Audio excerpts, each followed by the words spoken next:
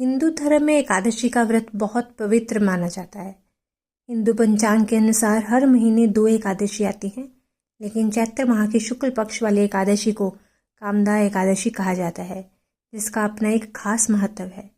यह तिथि भगवान विष्णु और माता लक्ष्मी को समर्पित है।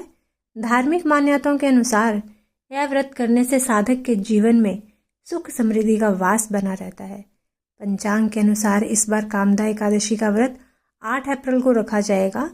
ज्योतिष के अनुसार इस दिन पूजा पाठ और व्रत के अलावा कुछ विशेष उपाय करने से विष्णु जी व लक्ष्मी जी की कृपा बरसने लगती है।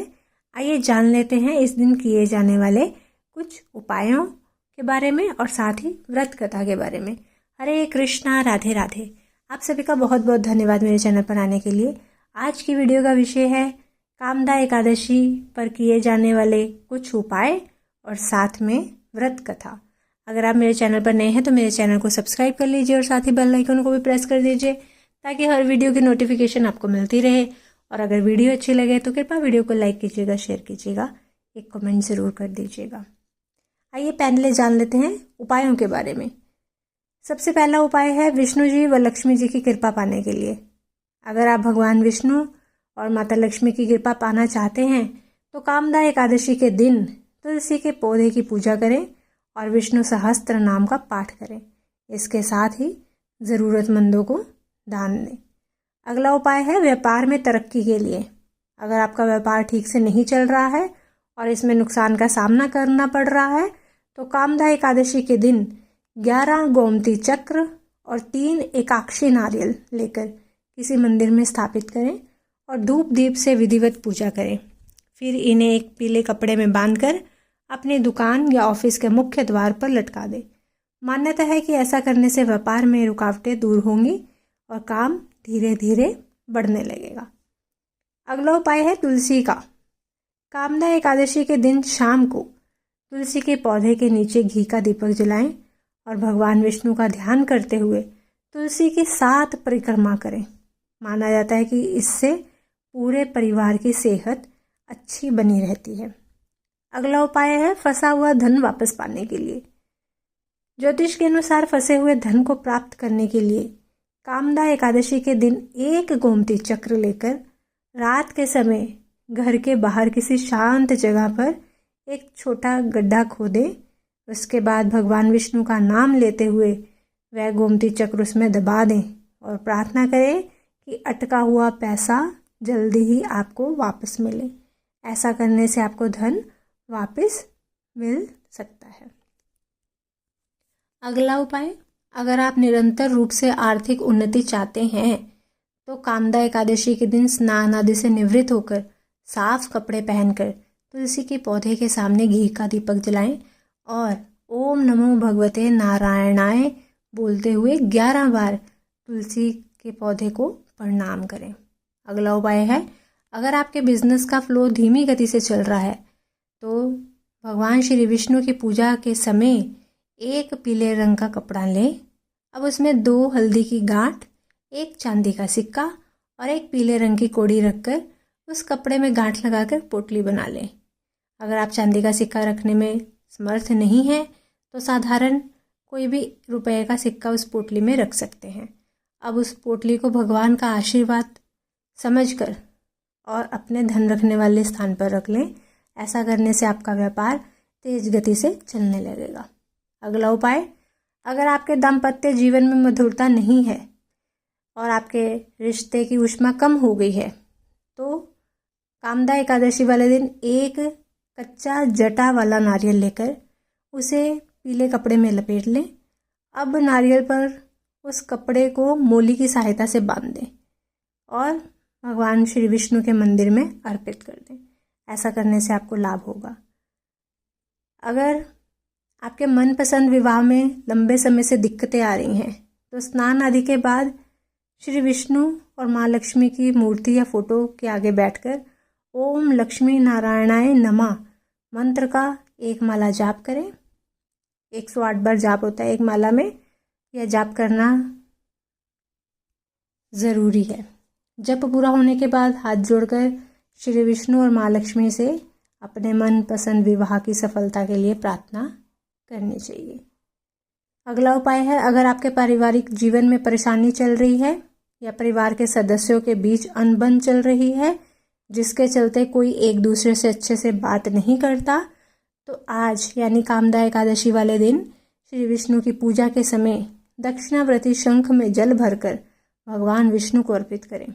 जल में थोड़ा सा गंगा जल भी डाल सकते हैं तो और भी अच्छा होगा।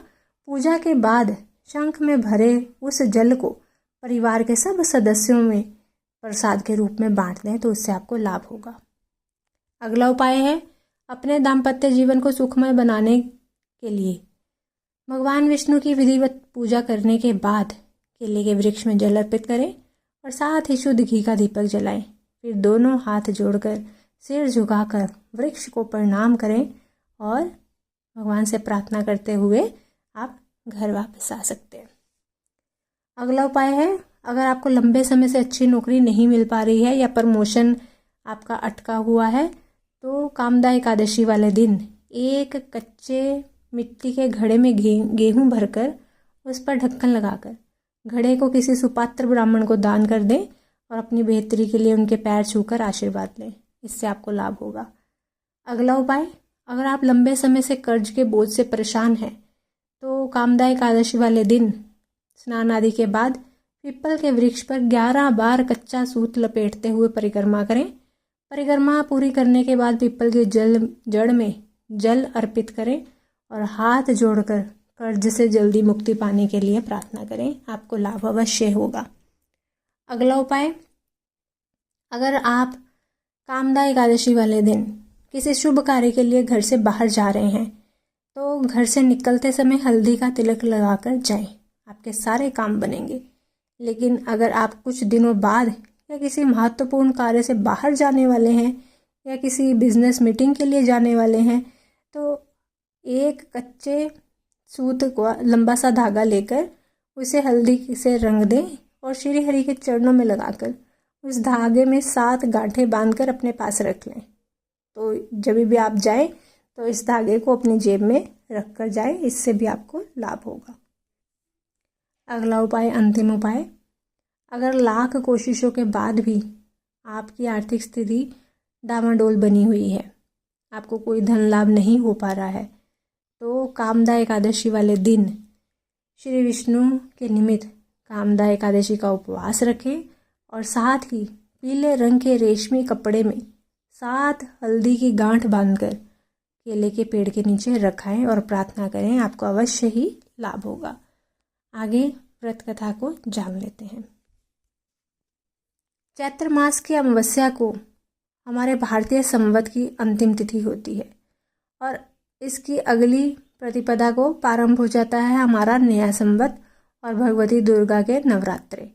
नवरात्रों के बाद आने वाली चैत्र के शुक्ल पक्ष की एकादशी को कामदा अर्थात सभी कामनाओं की पूर्ति करने वाला कहा गया है। इस दिन भगवान वासुदेव अर्थात वसुदेव के पुत्र श्री कृष्ण का पूजन किया जाता है और गरीबों को दान देने में विशेष महत्व माना जाता है। पुलकित मन से भगवान श्री कृष्ण को कोटि कोटि नमस्कार करने के बाद धर्मराज युधिष्ठिर ने भगवान श्री कृष्ण से प्रार्थना की कि हे महाराज, अब मेरी इच्छा चैत्र मास के शुक्ल पक्ष की एकादशी के नाम, महात्म, पूजा विधान आदि के बारे में विस्तार पूर्वक जानने की है। तब भगवान श्री कृष्ण ने कहा कि हे राजन, यही प्रश्न एक बार महाराज दिलीप ने महर्षि वशिष्ठ से पूछा था। तब वशिष्ठ जी ने जो कथा महाराज दिलीप को सुनाई थी वही मैं आपको सुनाता हूँ। बहुत समय पहले की बात है। रतनपुर नामक एक नगर पर अनेक ऐश्वर्यों से युक्त पुंडरीक नाम का एक राजा राज्य करता था। रतनपुर नगर में अनेक अप्सरा, किन्नर तथा गंधर्व वास करते थे। उनमें ललित और ललिता नामक पति पत्नी भी थे। उन दोनों में अत्यंत स्नेह था। थोड़े समय के लिए अलग अलग होते ही वे दोनों अत्यंत व्याकुल हो जाते थे। एक समय पुंडरीक की सभा में अन्य गंधर्वों के सहित ललित भी गाना गा रहा था। गाते गाते उसको अपनी प्रियतम ललिता का ध्यान आ गया। इससे ध्यान भंग हो गया और गायन का स्वरूप बिगड़ गया। ललित के मन का भाव जानकर कक्रोट नामक नाग ने पद भंग होने का कारण राजा से कह दिया। तब पुंडरीक ने क्रोधपूर्वक कहा कि तू मेरे सामने गाता हुआ अपनी स्त्री का स्मरण कर रहा है। अरे तू कच्चा मांस और मनुष्यों को खाना वाला राक्षस बनकर अपने किए कर्म का फल भोग। पुंडरीक के श्राप से ललित उसी समय विकराल राक्षस हो गया। उसका मुख अत्यंत भयंकर, नेत्र सूर्य और चंद्रमा की तरह प्रदीप्त तथा मुख से अग्नि निकलने लगी। सिर के बाल पर्वत पर खड़े वृक्षों के समान तथा भुजाएं अत्यंत लंबी हो गई। इस प्रकार उसका शरीर 8 योजन लंबा हो गया। राक्षस बनकर वह अनेक प्रकार के दुख भोगते हुए जंगलों में भटकने लगा। अब तो उसकी स्त्री ललिता भी अत्यंत दुखी होकर उसके पीछे पीछे भटकती रहती और तरह तरह से विलाप करती रहती। वह अपने पति के उद्धार का उपाय भी सोचती रहती थी। एक दिन ललिता अपने पति के पीछे पीछे चलते हुए विंध्याचल पर्वत पर श्रृंगी ऋषि के आश्रम तक पहुंच गई। श्रृंगी ऋषि ने ललिता को देखकर पूछा कि हे देवी, तुम कौन हो और यहाँ किस लिए आई हो? ललिता बोली कि मुनिवर, मेरा नाम ललिता है। मेरा पति राजा पुंडरीक के श्राप से भयानक और विशालकाय राक्षस बन गया है। इसका मुझको बहुत दुख है। मेरे पति के उद्धार का कोई उपाय बतलाइए। ऋषि बोले कि हे गंधर्व कन्या, अब चैत्र शुक्ला एकादशी आने वाली है, जिसका नाम कामदा एकादशी है। उसका व्रत करने से मनुष्य के सब कार्य सिद्ध होते हैं। यदि तू कामदा एकादशी का व्रत करके उसके पुण्य को अपने पति को दे तो राजा का श्राप भी अवश्यमेव शांत हो जाएगा और तेरा पति शीघ्र ही राक्षस योनि से मुक्ति को प्राप्त होगा। चैत्र शुक्ला एकादशी कामदा आने पर ललिता ने व्रत किया और द्वादशी को ब्राह्मणों के सामने अपने व्रत का फल अपने पति को देती हुई भगवान से प्रार्थना करने लगी कि हे प्रभु, मैंने जो यह उत्तम व्रत किया है, इसका फल मेरे पतिदेव को प्राप्त हो, जिससे वह राक्षस योनि से मुक्त हो जाए। एकादशी का फल देते ही उसका पति राक्षस योनि से मुक्त होकर अपने पुराने स्वरूप को प्राप्त हुआ और अनेक सुंदर वस्त्राभूषण से युक्त होकर ललिता के साथ विहार करने लगा। इसके पश्चात वह दोनों एक दिव्य विमान पर बैठकर स्वर्ग को चले गए। विशिष्ट मुनि ने आगे कहा कि हे राजन, इस व्रत को जो भी विधि पूर्वक करता है उसके समस्त पापों का नाश हो जाता है और तथा राक्षस आदि योनि भी इस व्रत से छूट जाती है। संसार में इसके बराबर कोई और दूसरा व्रत नहीं है। इसकी कथा पढ़ने या सुनने मात्र से ही वाजपेयी यज्ञ का फल प्राप्त होता है। बोलिए श्री विष्णु भगवान की जय, श्री कृष्ण भगवान की जय, एकादशी मैया की जय। अगर आपको मेरी ये वीडियो अच्छी लगे तो कृपया वीडियो को लाइक कीजिएगा, शेयर कीजिएगा। मिलती हूँ अपनी अगली वीडियो के साथ। तब तक के लिए सभी को हरे कृष्णा, राधे राधे।